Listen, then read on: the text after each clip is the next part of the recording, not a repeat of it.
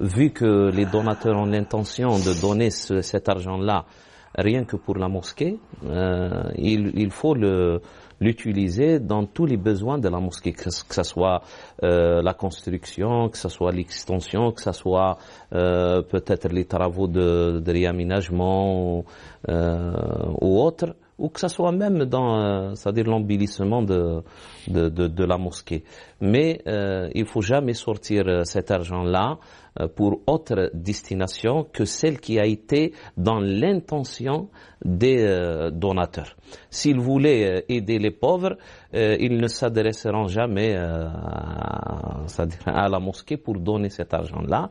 Peut-être ils s'adresseront à une association, ils s'adresseront directement à ces pauvres, à ces nécessiteux, mais vu qu'ils sont adressés à la mosquée, ils ont mis cet argent-là comme donation pour la mosquée, ceux qui travaillent à la mosquée ou ceux qui ont la responsabilité de gérer la mosquée ne doivent jamais utiliser cet argent-là pour autre destination.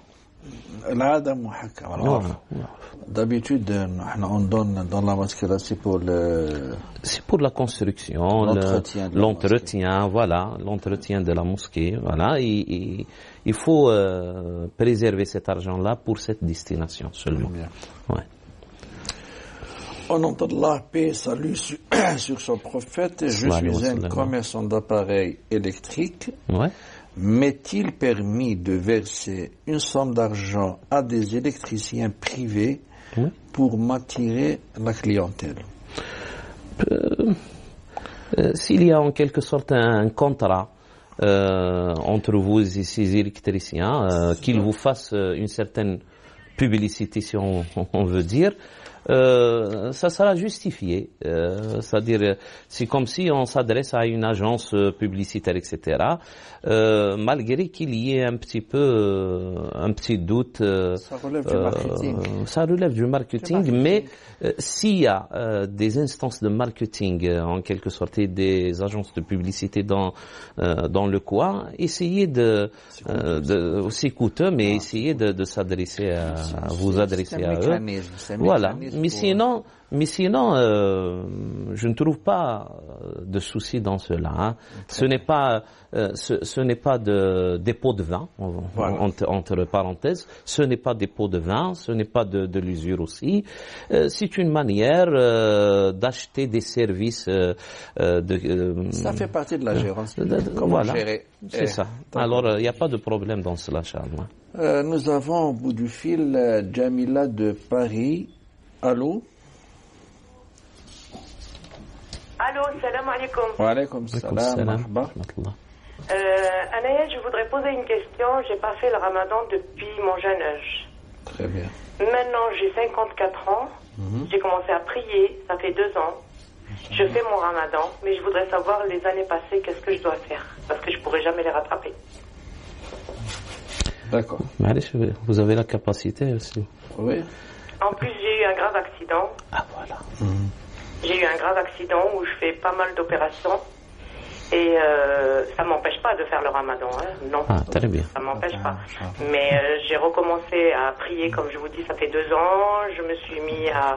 J'ai toujours cru à Dieu et à ses prophètes. Mais simplement, j'ai fait l'erreur de ne pas faire le ramadan. Voilà, j'étais un peu insouciante, on va dire. C'est clair, madame. Et puis la facilité quand on vit dans un pays où on fait pas souvent le ramadan. Je vais vous dire une chose, on a beaucoup de facilité et c'est pas bien. Mais par contre, je bois pas d'alcool, voilà. Alhamdoulilah. Jamais. Voilà. Alhamdoulilah. Alhamdoulilah. Alors, je voudrais un petit peu avoir la réponse, s'il vous plaît, si vous pouvez m'alléger de cette poids, de ce poids plutôt. Merci. Premièrement, qu'Allah Azza wa Jalla accepte votre repenti. Et il va l'accepter, Inch'Allah. Inni ghaffarun liman tab wa aman. Il a dit que j'accepte en quelque sorte les repentis de ceux qui se repentissent et j'efface leurs péchés. Malgré qu'il y ait une transgression, c'est-à-dire de plusieurs obligations, on va dire, obligation religieuse, mais le prophète sallallahu alayhi wa sallam a dit likulli shay'in tawbatun ma lam yugharghar. C'est-à-dire tout péché a un repenti si l'être humain décide de se repentir avant que la mort arrive. Mais maintenant, le prophète, ce qui est entre nous et le Dieu, قائم على المسامحة. Les problèmes entre les gens. Voilà, c'est ça. Mais Allah. J'allais le dire, alhamdoulilah, que vous l'avez dit, maître. Du moment qu'Allah subhanahu wa ta'ala vous a donné en quelque sorte sa miséricorde, déjà, et il vous a orienté, alhamdoulilah, à vous repentir, Inch'Allah, il acceptera de vous. Mais reste que les prières passées et puis les ramadans passés aussi, et il vous devra c'est-à-dire il sera de votre devoir de les rembourser. Déjà premièrement, rembourser chaque journée. Et faites un calendrier comme ça pour rembourser ces journées-là depuis votre jeune âge, depuis la puberté, c'est-à-dire, on va dire, depuis les environs 14-15 ans jusqu'à maintenant, les rembourser. Et puis pour l'expiation par rapport à la transgression du jeûne du mois de Ramadan, sans qu'il y ait une excuse légitime et valable, là, on vous orientera, Inch'Allah, de faire une expiation pour chaque Ramadan. Non pas une expiation pour chaque journée de Ramadan, c'est-à-dire une expiation pour chaque année. Une expiation de nourrir 60 nécessiteux. Essayez de donner de l'argent aux restaurants qui font cela pendant le mois de Ramadan ici, en Algérie ou ailleurs dans les pays musulmans, ceux qui veillent à donner des repas quotidiens à des nécessiteux, et vous pouvez financer un certain nombre de repas, on va dire, voilà, s'il y a 20 ans, ça sera 20 ans fois 6, ça fois 60, ça veut dire 1200 repas, quelque chose comme ça. Et de cette manière-là, Inch'Allah, Allah Azza wa Jalla acceptera, Inch'Allah, de vous cette expiation, parce que celui qui transgresse le jeûne du mois de Ramadan, il est obligé de donner ou de faire une expiation. Auparavant, il y avait l'affranchissement des esclaves, ou bien sûr le jeûne de 2 mois consécutifs, ou le fait de nourrir 60 nécessiteux. Là, on vous donne la facilité pour chaque année. Faites l'expiation une journée. Pour chaque année. Pour chaque année, l'expiation d'une journée. Voilà, c'est ça. Voilà. Pour chaque année, une expiation. Pour chaque année, une expiation. Nourrir 60 nécessiteux. Et puis, voilà. Et puis, faites un petit calendrier comme ça, Inch'Allah.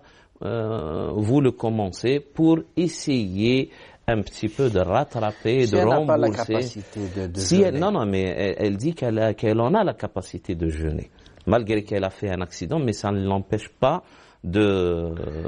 d'accomplir. Voilà.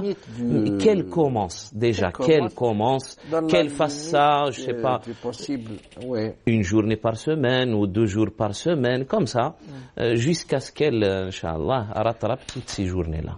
Nous avons, Dr Jouhri, M. Abdelkader de Tizi Ouzou. Allô? Allô, c'est Abdelkader? Il est parti? Allô? M. Abdelkader? Salam, rahmatullah, marhaba. Alhamdulillah. عندي سؤال شيخ نسأله. وي بيان سور. رمضان تاع العام اللي فات. فطرت نهار. من بعد الحق عليا رمضان تاع العام اللي فات. وي.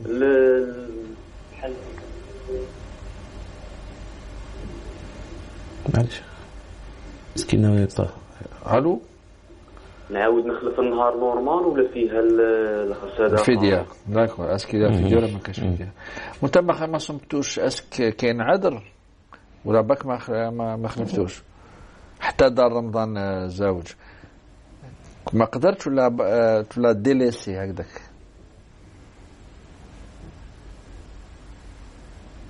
Oui, c'est ma télévision. Essayez de nous écouter par...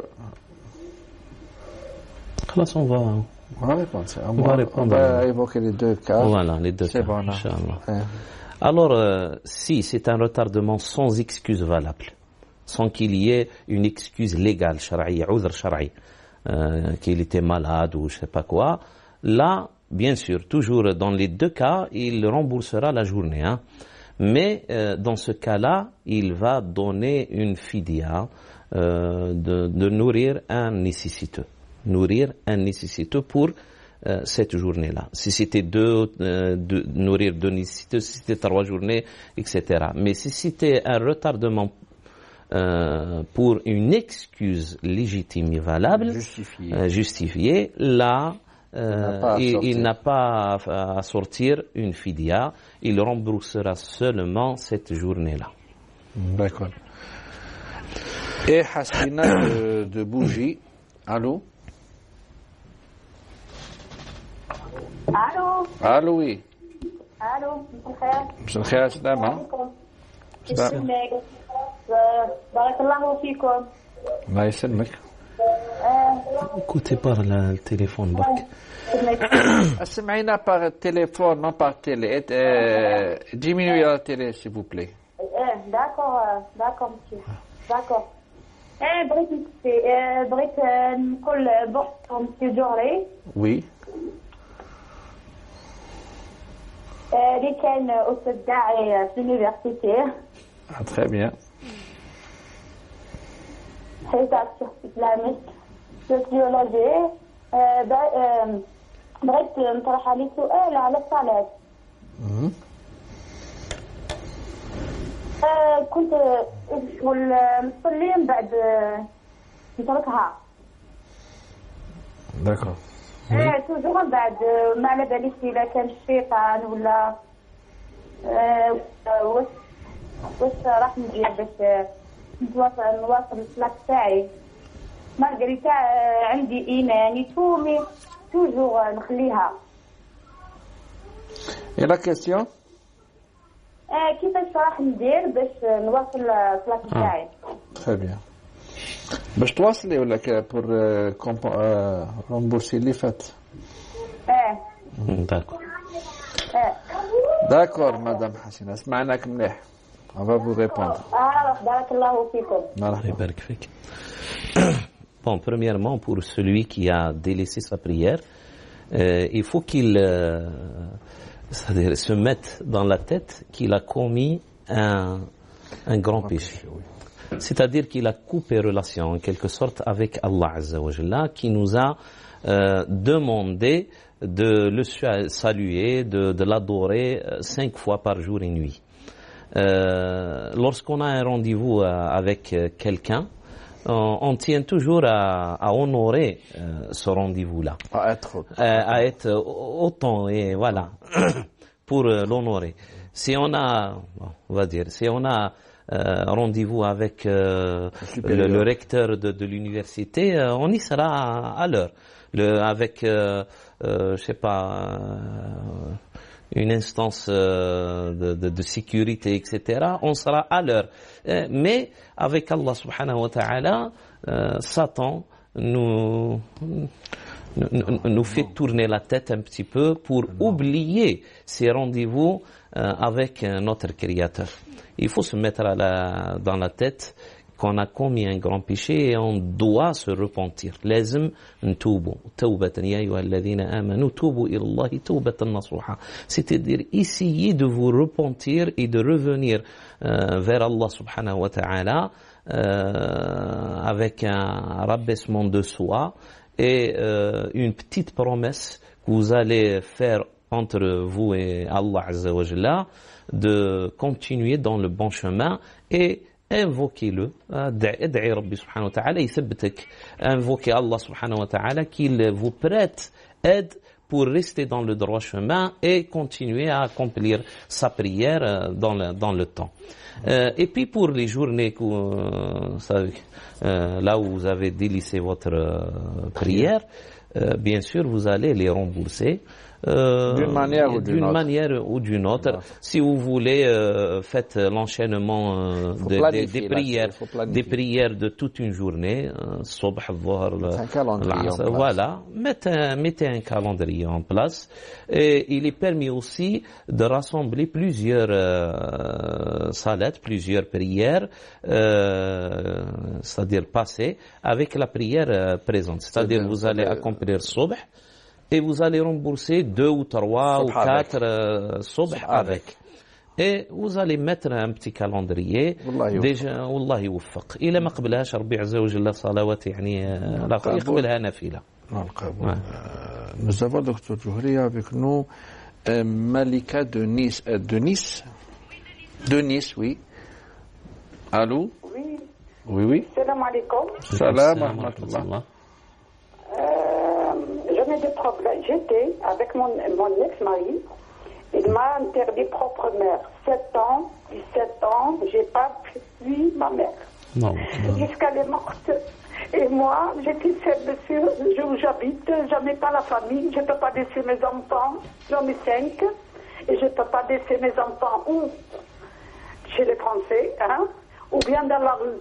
J'ai peur pour mes enfants, et j'ai resté, mais ma mère, je l'envoie, je parle avec ma mère, mais c'est pas propriété de ma mère. Est-ce que j'en ai un an, c'est-à-dire un ربي تعاقبني ولا هو ربي يخلصه. Je suis d'origine algérienne. Mon ex-mari il est marocain, monsieur. Excusez-moi. Et après, j'en ai pas les papiers pour aller en Algérie. Et maintenant, depuis 2013, chaque année, ma mère elle est morte.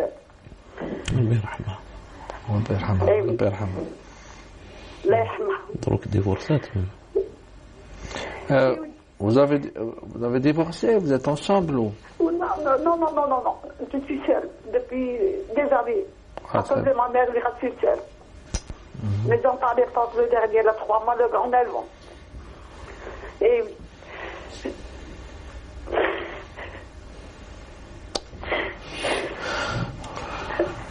est-ce que لا إله إلا الله ربي يداوي جرحك إن شاء الله. On a compris. On a bien compris, madame, on va vous répondre, Inch'Allah. On a bien compris. Oui, on a bien compris, oui. Inch'Allah est confiant. D'abord, Inch'Allah, moi je conseille cette sœur de voir un psychologue ou quelqu'un qui va l'aider pour dépasser en quelque sorte ce chagrin, surmonter cette période. Il paraît que 4 années n'ont pas suffi c'est-à-dire à surpasser ce problème-là, en quelque sorte. Il y a toujours des remords. Il y a toujours des remords, etc. Mais par rapport à la charia, vous n'avez jamais commis de péché. C'est votre mari qui prend toute la responsabilité. Bien sûr, s'il avait l'intention déjà, c'est-à-dire l'intention de vous priver de partir pour voilà. S'il a cette intention-là de vous priver de partir pour voir votre mère, bien sûr, il aura un châtiment auprès d'Allah subhanahu wa ta'ala s'il ne se repentit pas. Mais vous étiez sous sa responsabilité, vous ne pouvez pas voyager vu ce que vous n'avez rien à vous reprocher, Inch'Allah. Pas de souci. Rabbi Azza wa Jalla ya'lam ma fi al-qulub. Il connaît toutes nos faiblesses, il connaît toutes nos intentions. Et c'est par les intentions qu'Allah subhanahu wa ta'ala va juger nos actes. Les actes sont orientés par nos intentions. Innamal a'malu binniyat. Et vous avez voilà, barakallahu fik. alors vous n'avez pas eu l'intention de faire rupture avec votre mère dans votre relation et vous aviez une envie terrible vraiment pour vous déplacer pour la voir au moment qu'elle était vivante, qu'elle était mourante. Voilà. C'est ça. Alors vous n'avez pas à vous reprocher quelque chose, Inch'Allah.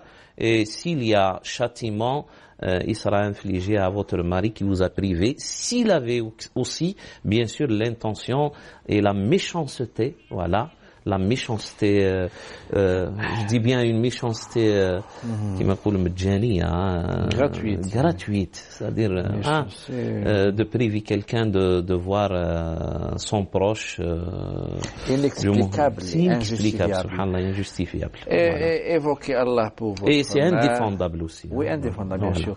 Et évoquer Allah pour votre mère, donner des aumônes pour elle. Voilà. Vous allez la voir, Inch'Allah. Docteur Djouhri, nous avons Madame Zahia de Lille. Allô? Allô, salam alaikum. Salam wa rahmatullah. J'ai quelques questions en fait. Oui, voilà. Combien quelques? J'ai mon mari qui est décédé le mois de janvier. Il était malade, vraiment, il était malade. Baraka fikum. Inch'Allah, barakallahu fik. Et voilà. Avant, en 2004, mon mari avait un compte en Algérie. Hein? Et moi, mon mari avait un compte en Algérie. Oui. Voilà. Et moi, j'ai commencé à travailler depuis 2006. Et quand je fais des économies, je viens avec lui, en fait, en Algérie. Et à partir de la date de 2006, j'ai commencé, puis, Allah yarhamou, en fait, il n'est pas zakat, mais il accepte, il me zakkish. ما ينقرها ما يزكي. Très bien. هكذا. Oui, c'est clair. Moi, en même temps, je prends toute la somme et نزكي. نقول هذا المال de toute façon راح يروح المال c'est l'argent de mes enfants. De toute façon, moi ou lui, c'est la même chose. Et depuis 2006, en fait, je donne le zakat et je tire les intérêts. Et maintenant, j'aimerais bien savoir, est-ce que avant que l'héritage se partage entre sa mère, moi et j'ai deux garçons, et je sors d'abord s'il y a une zakat pour lui à rembourser, ou bien comment je peux être cueilli tranquille, en fait.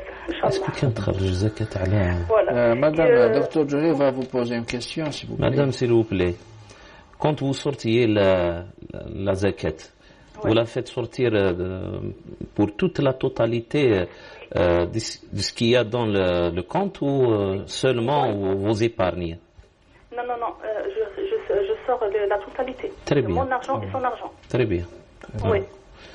Et après, je lui dis, écoute, moi, j'ai خرجت le zakat, mais il ne me répond pas, en fait. Mais il dit, c'est bien et c'est pas bien, en fait. Il ما يقولش. Et autre question aussi. Oui. Allah yarhamou, j'ai acheté une voiture. C'est moi qui j'ai le permis. J'ai toujours le permis. Lui, il n'a pas le permis. Mais du coup, moi, j'ai acheté mes voitures. À chaque fois, j'achète une voiture avec mon propre argent. Parce que je travaille, alhamdoulilah. Et avec mon propre argent. Et l'année, ça fait 2 ans de ça, j'ai acheté une voiture avec la somme plus élevée. Ça fait, à ce moment-là, je lui ai dit, est-ce que tu peux me prêter de l'argent? Il m'a prêté de l'argent. Après l'année passée, j'ai dit, écoute, quand je parlais avec lui, j'étais que moi et lui. J'étais que moi et lui. J'ai dit, écoute, si tu me dis, قلت له تسمح لي ولا تكمل تسني. Et après, je dis, si tu سمح لي, barakallahu fik, si tu تسمح لي, j'aurai des difficultés à te rembourser, mais je te rembourse. Il m'a dit, Rohi Bismah. Mais il n'y avait personne. Subhanallah. Mais la voiture, elle est sur son nom parce que lui, c'est personne handicapée, ça fait pas rapport à la carte et tout ça. C'est juste tout ça, en fait. Que la voiture, elle était toujours mes voitures, elles étaient toujours sur son nom. Voilà, ça aussi. Madame. Mais par rapport à cette la question, c'est quoi? Elle n'a pas de témoin. Oui. Il n'y a pas de témoin. Il y a que Rabb al-Alamin subhanahu wa ta'ala. Rabbi shahda liya. Allah, معليش ما فيها والو. S'il n'y a pas de litige. S'il n'y a pas de litige, c'est ça. بينك وبين ولادك les autres héritiers. C'est-à-dire vos enfants. Est-ce qu'il y a d'autres héritiers à part vos enfants? Non. Non, il n'y a que 2 garçons, moi et sa maman. Il n'y a pas de problème. Sa maman. Il y a sa maman. Oui. Ah, voilà. Ouais. Et autre chose aussi, quand j'ai acheté le crédit, moi que j'ai acheté toujours, c'est moi en fait, que j'ai acheté le crédit au fait, et lui, elle est sur... mais c'est moi au fait que je prends la responsabilité du crédit, c'est moi que je paye avec mes propres argent, voilà. Lui, paye... Ça peut rentrer dans la nécessité, madame. Une famille avec un handicapé, une voiture, c'est nécessaire. Hein. C'est le strict minimum nécessaire pour déplacer un handicapé, etc. Alors ça peut rentrer dans la nécessité et Allah subhanahu wa ta'ala ne va pas vous châtier par rapport à l'utilisation de crédit bancaire avec usure, etc. pour vous acheter une voiture pour vos déplacements. C'est une contrainte, ça peut rentrer dans la nécessité. J'arrive pas à me نرتاح من الكيستيون. Je suis vraiment نقول لك la vérité, j'ai acheté depuis 2008 mais j'ai toujours malgré نسمع كلش مانيش مليحه ديتو Non, il faut pas vous faire des reproches, il faut pas faire des soucis. Non, ça c'est un état psychique seulement. Hein. Il va s'enlever, cet état psychique, il va se lever ou s'enlever du moment que vous avez reçu une autre réponse. Inch'Allah, essayez de réorganiser les choses dans votre tête. Inch'Allah. Et je sais pas, une deuxième ou troisième, je sais pas, question. Voilà, il a une petite somme aussi ici en France, mais ça c'est son compte. ما عندي حتى علاقة مع الكونت تاعو.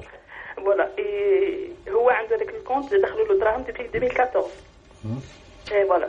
Et subhanallah, les 2 années هذا il n'y a pas donné الزكاة mais يخرج toujours نضغط عليه باش يخرج les intérêts. كان يخرج لي زانتيغي مي 2 ans ما خرجش لي الزكاة مي الحمد لله يا ربي ان شاء الله في ميزان حسناته ان شاء الله هاد لاني خرج بلا عيط بلا قلت له راح مشى خرج الزكاة هذا العام صافي لي 2 ans اللي ختم له ربي ختام حسن ان شاء الله يا رب ان شاء الله انسان يعني انسان الحمد لله يعني الانسان مليح الحمد لله وباين سبحان الله قلبه مليح يعني ربي راه شاهد عليا يعني ماشي المشاكل تاع العائلات كوم تو الموند مي الحمد لله فوالا إن شاء الله تريحوني إن شاء الله. إن شاء الله. ربي يبارك في ولادك إن شاء الله. On peut laisser la réponse après la transition. On va, madame, vous répondre après une toute petite transition. Mesdames, messieurs, restez avec nous. بالله من الشيطان الرجيم بسم الله الرحمن الرحيم ولله الأسماء الحسنى فادعوه بها وذروا الذين يلحدون في أسمائه سيجزون ما كانوا يعملون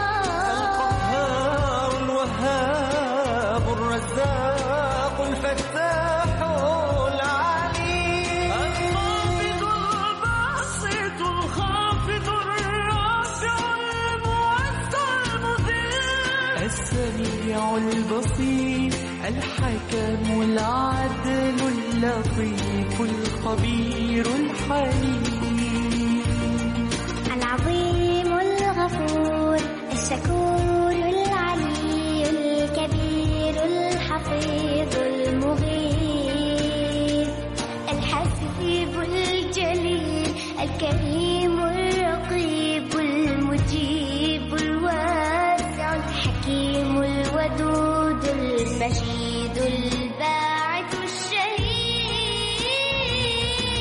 الحق الودود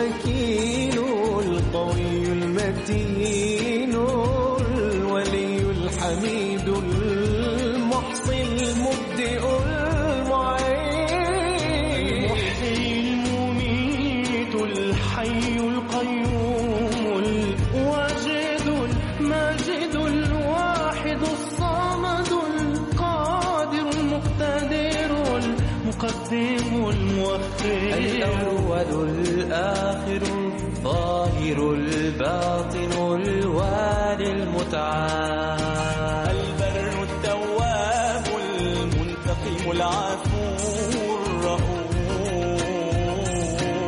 مالك الملك ذو الجلال والإكرام المقسط الجامع الغني المغني المانع الضار النافع النور الهادي البديع الباقي الوارث الرشيد الصبور ليس كمثله شيء وهو السميع البصير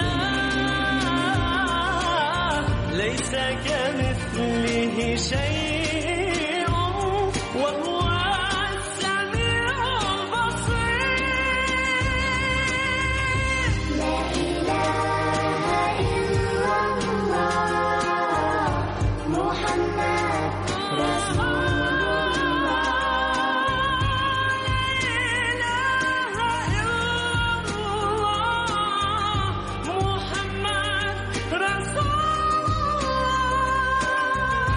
لا إله إلا الله محمد رسول الله لا إله إلا الله محمد رسول الله لا إله إلا الله محمد رسول الله لا إله إلا الله سيدنا محمد رسول الله صلى الله عليه وسلم. Est-ce que nous allons répondre ou nous avons au bout du fil Madame Houdal est toujours avec nous? Non, elle est partie. Oui. Voilà. Si vous voulez, on va répondre pour notre sœur, Oui. juste avant la transition. Elle a posé trois questions. On va répondre, Inch'Allah, brièvement. Pour le compte, là où elle mettait de l'argent avec son mari, elle nous a dit qu'elle faisait sortir de la zakat sur la totalité de la somme. Alors, ce compte-là n'est pas concerné par c'est-à-dire un remboursement éventuel de la zakat pour les années passées. Du moment, depuis 2006, qu'elle faisait sortir la zakat. Seulement, s'il y a un écoulement d'année depuis la dernière, c'est-à-dire la dernière fois que vous avez fait sortir cette zakat-là, s'il y a un écoulement d'une autre année qui arrive à peu près proche de la mort de votre mari, là, vous devriez faire sortir la zakat une autre fois. Hein.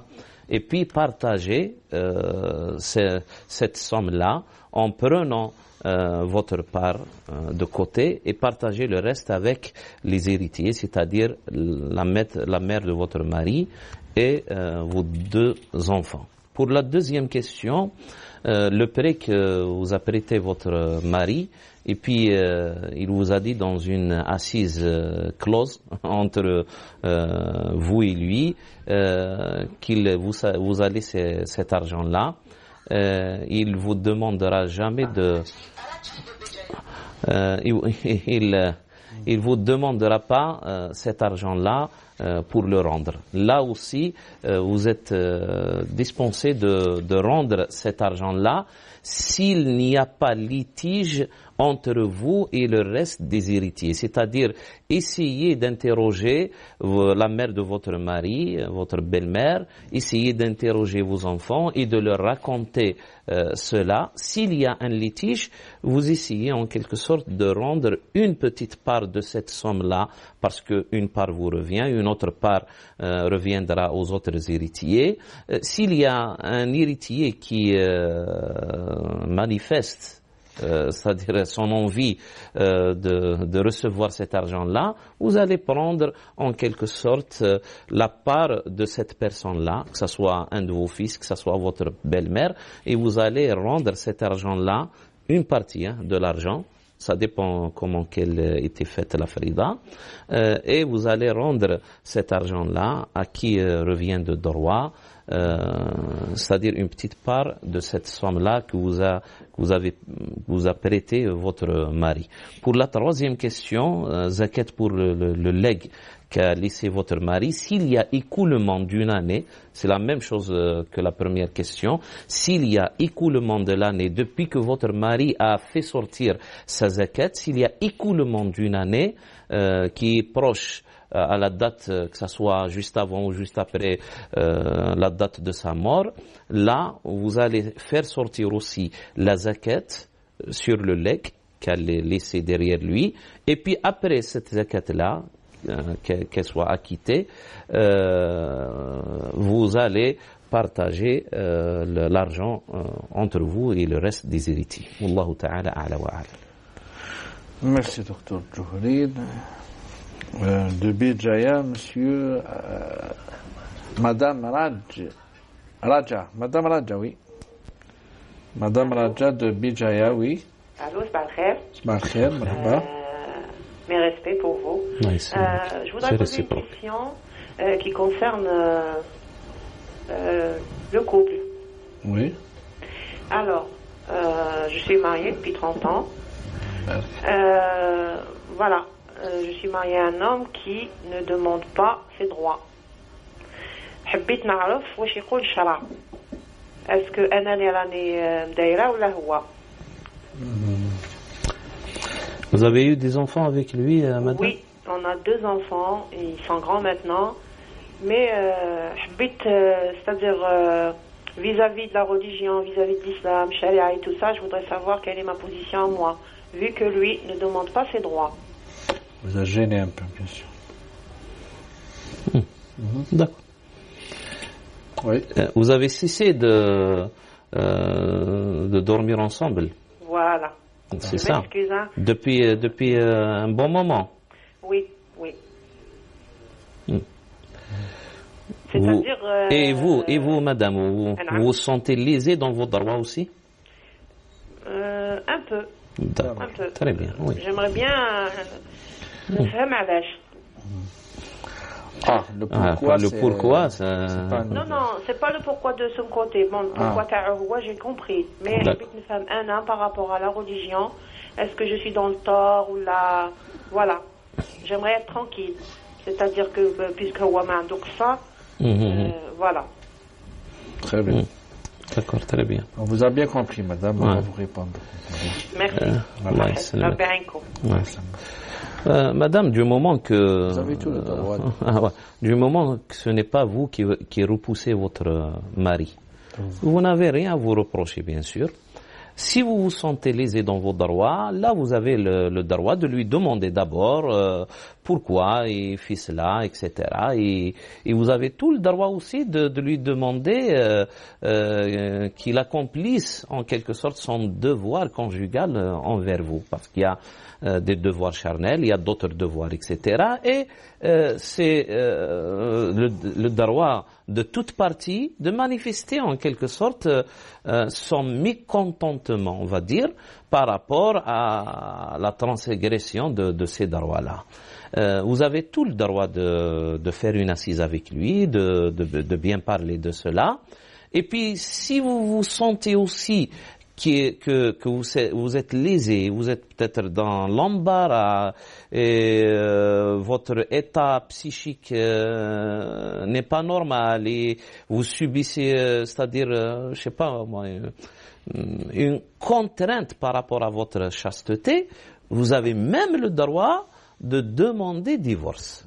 Vous avez même le droit de demander divorce pour essayer de rebâtir un autre foyer où vous serez bien dans votre peau par rapport à ces droits conjugaux, etc. Mais vous n'avez pas de soucis, vous n'avez pas de reproches à vous faire, vous n'avez pas de châtiment du moment que vous n'avez pas repoussé vous-même votre mari s'il demande son droit conjugal. C'est-à-dire, vous n'avez rien à vous reprocher d'abord. C'est ça. Mais si vous acceptez cette situation, c'est ça. Si vous acceptez d'y rester, ça deviendra tout naturel, c'est-à-dire parce que parfois il y a des couples qui vivent ensemble, surtout avec c'est-à-dire on va dire une amitié qui lie deux, etc. Une fraternité, une amitié. Voilà, c'est ça. Il y a beaucoup de couples comme ça qui acceptent d'être amis, d'être voilà, sans qu'il y ait un problème d'ordre lié aux droits conjugaux. C'est-à-dire que vous êtes irréprochable dans toutes les situations, dans toute décision que vous preniez. Docteur Djouhri, une autre question. Je voulais savoir...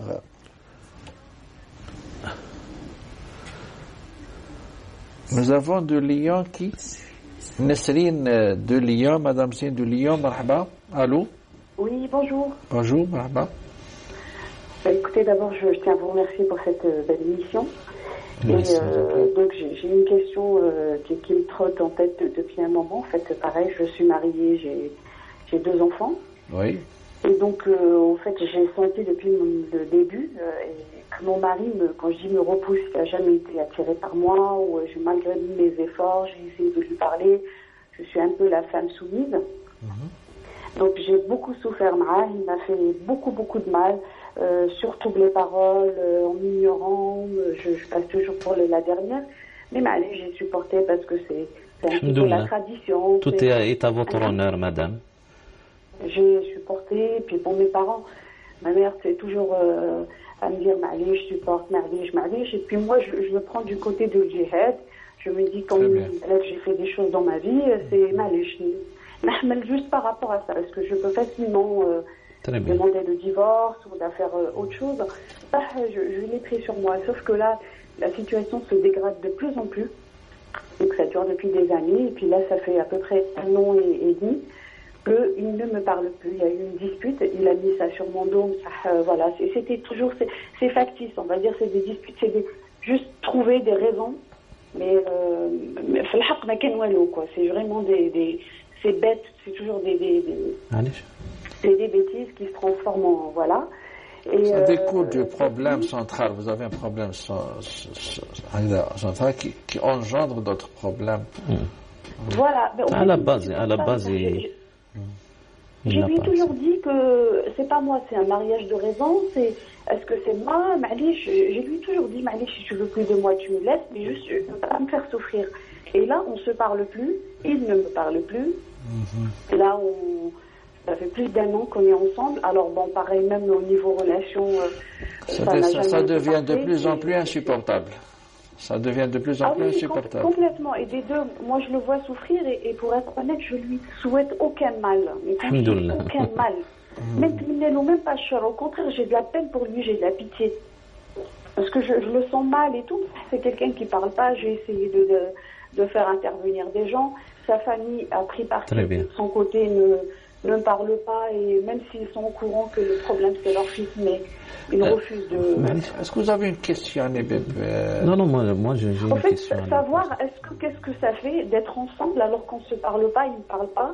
Je dors à part, il dort à part depuis un moment. Et est-ce que pour moi, parce qu'on me dit que un couple ne doit pas se parler pendant 40 jours, au-delà de Harmin. Voilà, je voulais savoir ma position par rapport à ça. Est-ce que vous me conseillez surtout? Parce que je sais pas, ma famille n'intervient pas parce qu'ils me disent je préfère que ça soit on ne veut pas te pousser au divorce, on ne veut pas. Juste une petite question. Un conseil de votre part. Madame, s'il vous plaît, une petite question. Est-ce que vous avez essayé de lui demander pardon du moment que vous dites que vous avez eu une dispute pour des futilités? Pour des futilités, vous pouvez aussi vous surpasser et vous réconcilier avec votre mari du moment qu'il a une forte tête et qu'il ne se rabaisse pas, etc. Essayez de faire un autre effort envers lui, de lui demander pardon. Ça ne va pas vous rabaisser, Inch'Allah, auprès d'Allah, subhanahu wa ta'ala. Mais pour au moins rendre les choses naturelles entre vous et votre mari, essayez de... Alors, si je peux me permettre juste de vous interrompre pour vous expliquer un petit peu, je l'ai toujours fait pendant des années. Je l'ai fait pendant des années. Ma'alish une autre fois, madame. Et là, c'est que j'ai rien fait. Et c'est parti loin, ça a touché, ça a atteint les familles. C'est parti très très loin. Donc, lui demander pardon, mais pourquoi alors que je n'ai rien fait? J'ai subi. Voilà, il y a des détails que je vais essayer de faire à la télé au cas où on m'entend, parce que sinon, voilà. Mais vraiment, il est parti très très loin. Je n'ai rien à voir, je n'ai pas à lui demander pardon, mais au sens où... Madame, il nous reste, s'il vous plaît, il nous reste 3 minutes juste pour vous répondre, s'il vous plaît. Voilà. D'accord, je raccroche, je vous laisse répondre dans ce cas-là. Inch'Allah. Oui, bien sûr. Nous avons juste 3 minutes. Moi, je la conseille d'être endurante davantage. C'est-à-dire, rien que pour conserver son foyer, pour une seule raison, je vais dire, pour ses enfants. Oui. Voilà. Si vous mettez vos enfants dans la chose, voilà, vous allez, Inch'Allah, prendre la bonne décision pour préserver ce foyer-là et pour continuer et pour même demander pardon malgré que vous n'aviez pas tort. Malgré, parfois on n'en a pas tort, l'autre ne comprend pas, il n'essaye pas de comprendre, etc. Et moi je suis persuadé que je suis dans mes droits, dans le droit chemin, etc. Mais ça ne passe pas. Alors, si ça ne passe pas, c'est à moi de changer. Parce que l'autre, je ne vais pas le changer. C'est à moi de changer ma position, ma décision par rapport à ce problème-là et d'essayer de tourner la page, on va dire. Mais si ça touche... S'il n'y a pas déçu, c'est-à-dire... Mais qu'elle le fasse. Non, mais qu'elle le fasse d'abord.